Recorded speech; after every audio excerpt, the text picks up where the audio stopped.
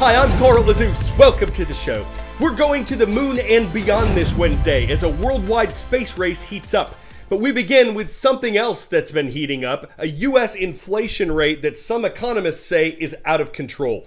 Not since December of 1981 has the United States seen prices increase by so much over a one-year period. The U.S. government says between March of 2021 and March of this year, the Consumer Price Index, also referred to as the inflation rate, rose by 8.5%. That's higher than the 8.4% that economists had predicted, and it means that for every $100 Americans spent on commonly bought goods last March, they had to spend an extra $8.5 on them this March. That adds up as it's spread out over things like gas, groceries, housing, medical care, car insurance, furniture, and airline tickets. It was last year that America started seeing its highest price rises in decades. In May, they jumped to a level that was 5% higher than they were in May of 2020, but by December, that percentage had risen to 7% over the previous year. And these rises have only gotten worse in 2022. Is there a silver lining to this? Well, some economists are hopeful that inflation will soon hit its peak, its highest rate of this period, if it hasn't done that already. That would at least mean that the price increases would stop climbing higher. But even if that happened in March, and no one knows if it did, it could take months or longer before inflation rates come back down to manageable levels. 8.5% is dramatically higher than the 2% target that America's central bank has for inflation rates. Next, if you take public transportation, you might notice more police on patrol. Security's been increased at subway stations nationwide after a New York passenger set off a gas canister and started shooting at other passengers Tuesday morning. Police say none of the 10 people shot has life-threatening injuries, though some were in critical condition yesterday. Numerous others were injured in the chaos. The suspect was still on the loose when we produced this show, and security was tightened at transit systems from California to Georgia. 10-second trivia. In Greek mythology, who is Apollo's twin sister and the goddess of the moon? Artemis, Luna, Athena, or Diana? Artemis also served as the goddess of the hunt and wild animals. NASA is trying to get its Artemis 1 mission off the ground. The $4.1 billion program, which aims to return Americans to the moon, has seen a series of setbacks and delays. One of the latest issues involved a helium check valve that wasn't working as it should.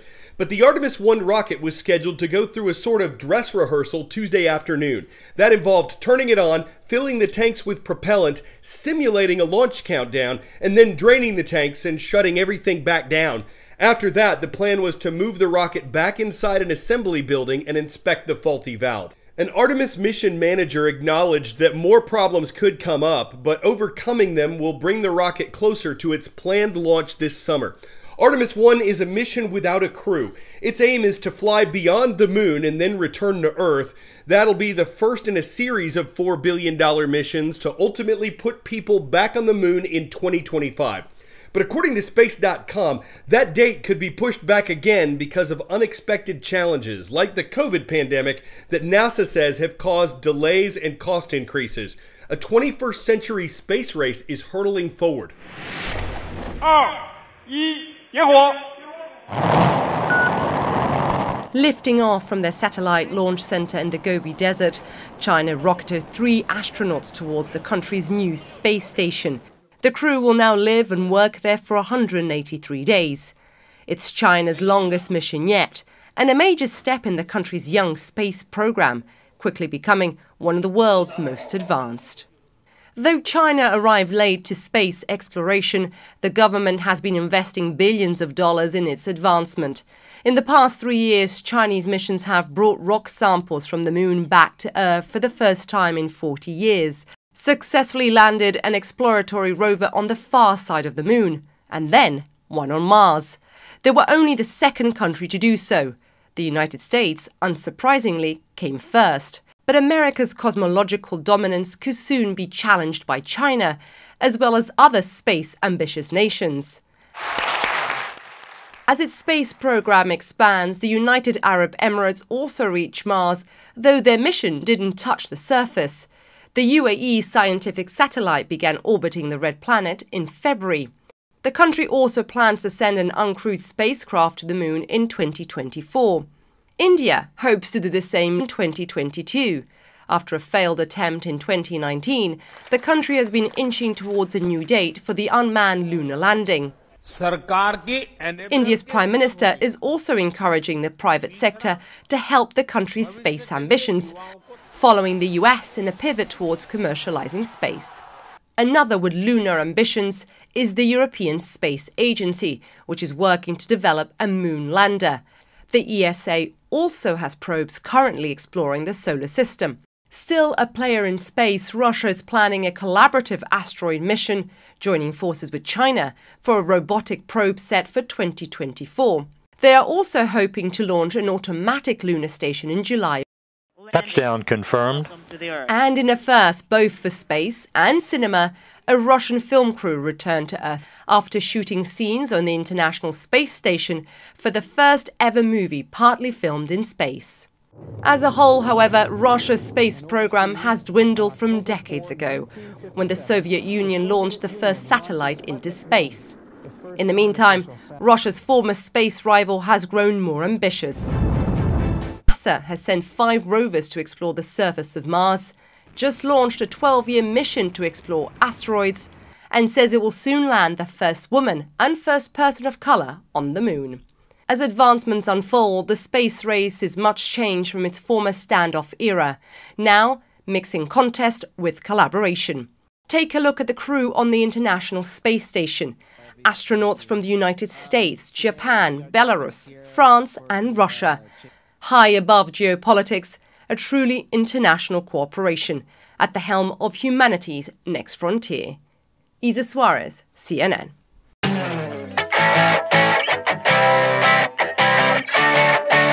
Experts say fully autonomous or driverless car technology is still in its infancy. There is a long and likely bumpy road to travel before people can get in cars that totally drive themselves. One challenge regulators face is whom to blame when a driverless car does something wrong. It's surreal enough to know there's a driverless ride service operating in San Francisco. I cannot believe this is happening. But imagine you're the police pulling over a car and finding no one behind the wheel. Who you gonna ticket? Ain't nobody in it. A San Francisco police officer tried to open the door. The passerby who shot the video said the window did roll down. Everyone's favorite part? This is the great part. Cop goes back to his car. Robo-taxi says, see ya. Drives off. The Chevy Bolt cruises through the intersection and then again pulls over and puts on its flashers. Driverless car appears to flee the scene, read one headline. But the company Cruise that runs the ride service says our autonomous vehicle yielded to the police vehicle, then pulled over to the nearest safe location for the traffic stop as intended. Are you serious? How did that happen? An officer kept reaching inside the car, trying in vain to turn on the headlights. The fact that they were off was what police say led to the traffic stop. A company spokesperson says human error led to the lights being off. No ticket was issued. Police said that during the stop they made contact by phone with the remote operator. The driverless cars have nicknames like Poppy. The one that got pulled over is named Rigatoni, and for a minute, Rigatoni looked like it was in hot water. Ginny Moose, CNN, New York. They need to name more of them after pasta. It makes for great excuses if they try to get pasta police. It was just a rotini infraction. It was on its way to the Popar deli to spaghetti some lasagna that's gotten ravioli reviews when it took things a little too farfalla, like a linguine, and you recorded its taglioni. Please, officer, give it a pizza charity. Then it'll be up to the Capatapi to decide if it gets cooked. Winter Haven High School is watching today. Shout out to our viewers from Winter Haven, Florida, and thank you for subscribing and leaving a comment on our YouTube channel. I'm Carl Azus.